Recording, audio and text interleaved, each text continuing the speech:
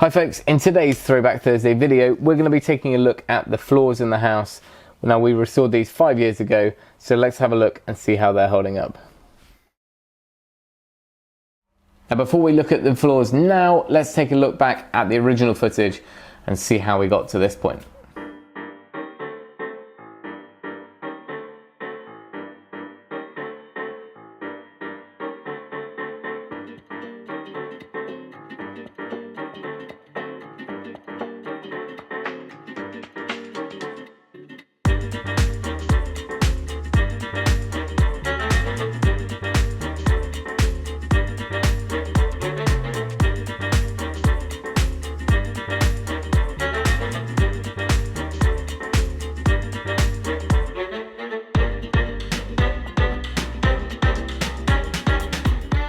Okay, you'll have to forgive me rolling around like a seal on the floor in today's video.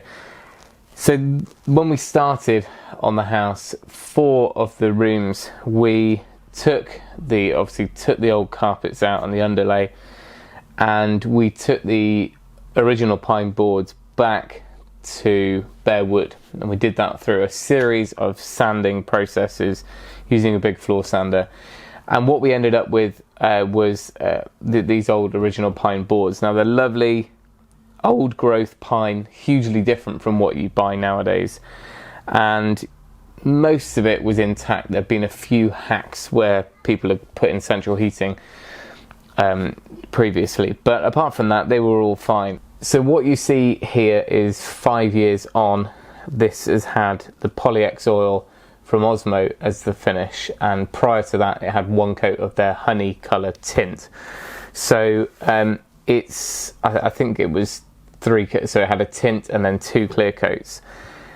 And to be quite honest, it's held up very, very well, considering this room has had stuff dragged all over it and the kids have been in and out. My feedback, as many of you will know, is that Osmo, lovely to work with. It is essentially as natural as, I guess, as you're going to get for a floor finish. So you don't have all the kind of really strong odours that you can off some of the heavy duty like lacquers and stuff like that. That said, it does need a recoat soon. Just the kind of scrapes and things where we've been clumsy with furniture. Really all you need to do is give it a bit of a clean down, potentially a light sanding, just with a hand sander, a random orbital sander, and then we'll give it another coat, and that will just bring it back to life again. Another thing, in this room and the bedroom next door, because we weren't lifting the boards, where there were large gaps, just simply from shrinkage over the years, we bought some pine slivers. Now you can make your own or you can just buy them, and they're just a tapered 1 meter strips of old reclaimed boards, and you can glue them in and then you chisel and sand them flush. So here's an example where the pine sliver has gone in, it's been glued, chiseled and sanded flush. When it works, that's how it is, and about 80% of the floor is like that. Coming across one board, you can see this one has detached slightly from this board. It was glued to both, and it's just kind of backed off a little bit as this board has shrunk. That's probably where the central heating pipe runs, actually. But that's just something to be careful of, because you could end up with a splinter risk there. Remember, these videos are 5 years old, so some of our first renovation videos were on the floors, so we've ended up with hundreds and hundreds of comments. One of them is about the fact that we re-nailed. So in the floors downstairs where we lifted the boards, we nailed them back down with a traditional cut clasp nail, exactly the same as what we took out. That was more of a nostalgic thing, really, but also those nails are great at, when you drive them in, they don't back out at all. They're not going to squeak like a modern round nail, and also they just look the part. When you get them in nicely, the head just just ties in with everything else. A lot of people said, why don't you screw them? And really, if you started screwing them, then you've got to fill the holes, or you could try hidden screws, and it's not going to look quite right. The other thing is, if you are going to fill the holes like we have in some areas, we used 2 different fillers. One of them stained really well with the Osmo, one of them just didn't. It repelled it, even though it said it was able to be stained. So this pine colour one in here does show up a little bit, but really for us it was all about just keeping it bare and rustic boards like you see. If you were trying to get it really perfect, like some sort of ballroom, then that's one thing to check out on.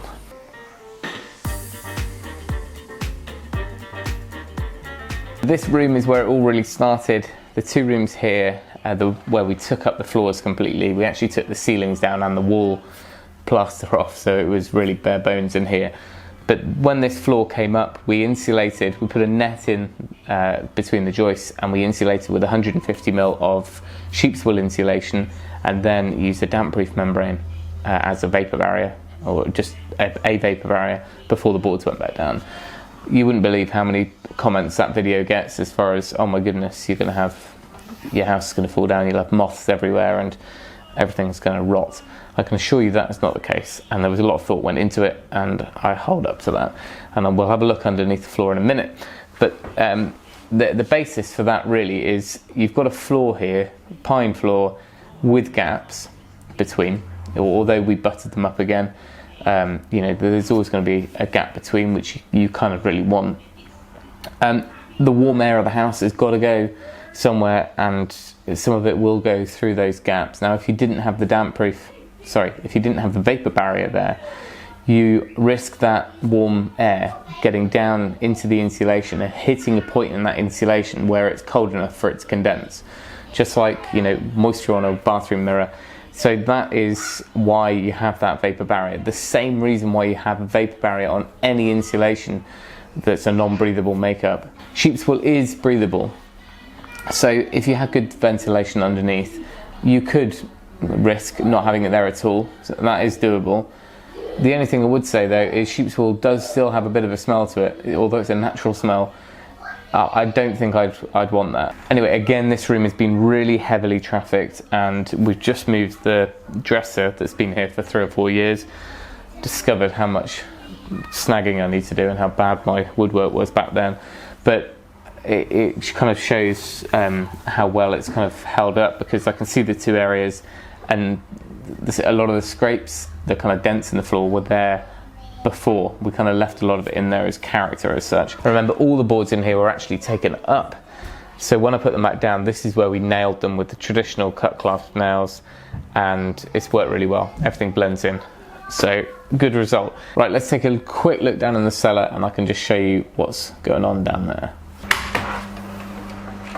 Okay, as promised, we're underneath the floor now. We're down in the cellar part, which had the same treatment really. We insulated from underneath here, so we didn't use the netting, and I'm still yet to really kind of come under here and either use netting, or I might do a slatted ceiling in here so it's breathable but it'll hold it up, or just a breathable membrane. But either way, that's why it's sagged down a little bit. However, you will be able to tell that the joists have not rotted, nothing's fallen through. They've got the same insulation, sorry, we've got the same ventilation in this room as we do in the subfloor next door. So really what you see here is what's going on in there. I'm just not crawling around on my belly. It's really all about ventilation. If you've got good enough ventilation under the floor, you're just not going to have a problem. You can see houses that have got seriously damp subground underneath in those voids, but because they've got such a good cross flow of ventilation, it's just constantly being taken out. So air bricks are key. Make sure they're not blocked up on the outside. Make sure you haven't banked up some soil outside it, or that someone's bunged a load of mortar in the holes. But really that's what you want. You want as much ventilation as possible underneath. If you really get to a situation where you've got really damp, moist air in there, you can stick an extractor fan, and that will help draw it through, but that's kind of a last resort. You don't really want to have the hassle of that if you can avoid it. Oh, whilst we're here, right, to finish, let's head back up to the office and we'll take a look at some subscribers' projects. Okay, a little bit of an afterthought today, so these are a bit brief.